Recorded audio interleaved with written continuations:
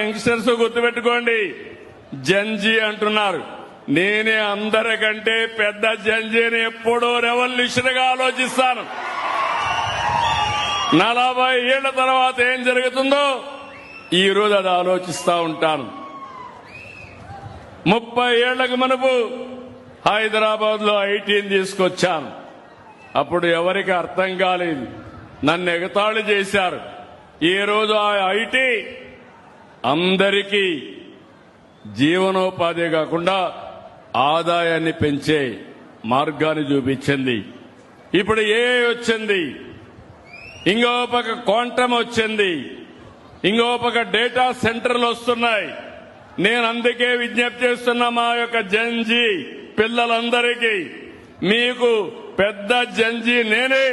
నాకంటే ఇన్నోవేషన్ తెచ్చే వాళ్ళు ఎవరు ఉండరు.